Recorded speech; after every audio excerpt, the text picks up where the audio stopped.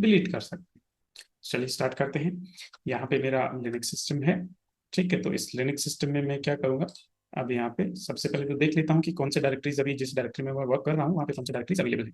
मैं LS comment देखे enter करता हूँ, तो यहाँ पे मुझे पता लग रहा है कि यहाँ पे ये कुछ फाइल्स एंड डायरेक्टरीज हैं जो अवेलेबल है। अब मान के चलते हैं कि मुझे जाना है डॉक्यूमेंट्स डायरेक्टरी में। ठीक है, तो अगर जहाँ पे मैं काम कर रहा हूँ उसकी लोकेशन चेक करूँ तो वो है स्लैश रूट। और अगर मुझे जाना है डॉक्यूमेंट्स के अंदर तो स्लैश रूट के अंदर ही डॉक्यूमेंट्स अवेलेबल है। इसलिए मैं यहाँ पे डायरेक्टली सीडी कमेंट यूज कर सकता हूँ। सीडी का मतलब चेंज डायरेक्टरी, और यहाँ पे डॉक्यूमेंट्स नेम दे सकता हूँ। ठीक है, तो मैं डायरेक्टली नेम इसलिए दे रहा हूँ क्योंकि अभी मैं जिस डायरेक्टरी में हूँ वहीं पे ये डॉक्यूमेंट्स डायरेक्टरी है। अगर मैं कहीं और काम कर रहा होता और उसके बाद अगर मैं लिनक्स में मेरी जो वर्किंग डायरेक्टरी होती वो कुछ और होती, और उसके बाद अगर मुझे यहाँ आना होता तो मुझे यहाँ पे पूरा पाथ देना पड़ता जो कि होता स्लैश रूट, और स्लैश रूट के अंदर है डॉक्यूमेंट्स। ठीक है, लेकिन अभी मैं ऑलरेडी स्लैश रूट के अंदर काम कर रहा हूँ और वहीं पे ये डॉक्यूमेंट्स डायरेक्टरी है। तो यहाँ पे सिंपली मैं क्या करने वाला हूँ, डॉक्यूमेंट्स और एंटर। ठीक है, तो आप देख सकते हैं मेरा डायरेक्टरी यहाँ पे चेंज हो गया है। और उसके बाद अगर मैं यहाँ पे PWD करता हूँ तो यहाँ से मुझे डॉक्यूमेंट्स का पाथ मिल जाएगा। ओके। ओके, अब मान के चलते हैं आप डॉक्यूमेंट्स में है और आपको वापस पैरेंट डायरेक्टरी यानी पीछे वाली डायरेक्टरी जो कि स्लैश रूट है वहाँ पे जाना है। कहने का मतलब आपको एक डायरेक्टरी पीछे जाना है, डायरेक्टरी से बाहर निकलना है। तो उसके लिए आप क्या कर सकते हैं, आप कमांड यूज कर सकते हैं CD और टू डॉट्स। ठीक है, CD और डबल डॉट अगर आप यूज करेंगे तो आप इस डायरेक्टरी से यहाँ पे एग्जिट कर सकते हैं। एंटर कर दीजिए और आप यहाँ पे डायरेक्टरी से बाहर आ गए।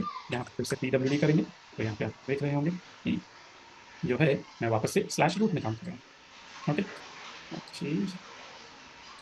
ओके, तो अब नेक्स्ट हम बात करते हैं कि मान के चलो आपको और भी बाहर जाना है, रूट से भी बाहर निकलना है, तो आप कर सकते हैं CD डॉट डॉट फिर से, और आप देख सकते हैं कि आप आ गए स्लैश के अंदर। ठीक है, लेकिन आप स्लैश से बाहर नहीं जा पाएंगे। CD डॉट डॉट फिर से करेंगे तो भी आप यहीं पे रहेंगे। क्यों? क्योंकि स्लैश जो है आपके सिस्टम का स्टार्टिंग है, स्लैश के बाहर कुछ भी नहीं होता है। ओके। ऑलराइट, तो अब हम बात करते हैं, इसको क्लियर कर लेते हैं। ओके, तो अभी मैं मान के चलते हैं कि यहाँ पे स्लैश में मैं हूँ और वापस मुझे डॉक्यूमेंट्स में जाना है। तो इस बार देखो, इस बार मैं अगर एलएस करता हूँ तो मेरे पास डॉक्यूमेंट्स नहीं है। पहले जब मैंने एलएस किया तो डॉक्यूमेंट्स था, तो मैंने डायरेक्टली यहाँ पे डॉक्यूमेंट्स लिख दिया था। लेकिन इस बार एलएस किया तो यहाँ पे डॉक्यूमेंट्स नहीं है। नहीं है तो मैं यहाँ पे डायरेक्ट नहीं लिख सकता।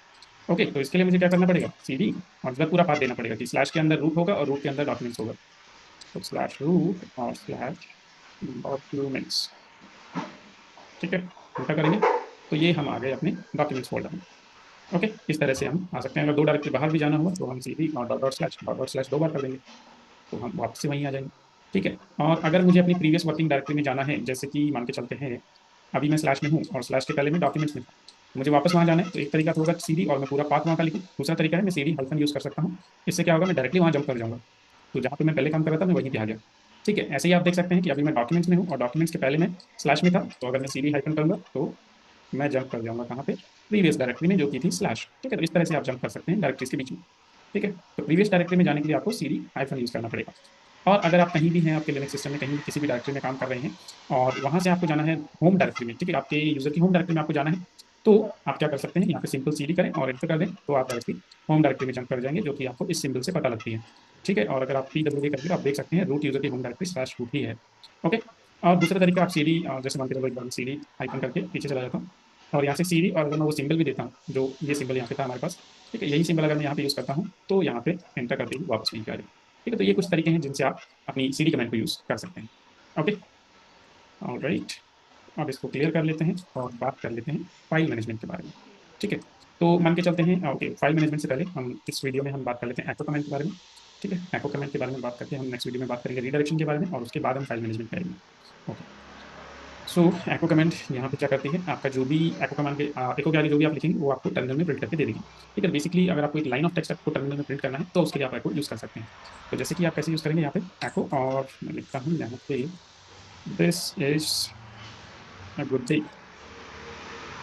बहुत अच्छा है ये लिखते हैं। ठीक है, this is a good day, enter कीजिए और यही प्रिंट हो गया।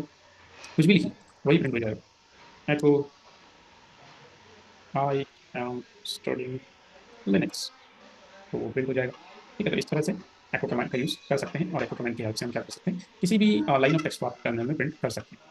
ठीक है, तो अब एको कमांड के साथ हम रीडायरेक्शन का यूज करके हम फाइल्स भी बना सकते हैं, जो कि मैं अगले वीडियो में बताऊंगा।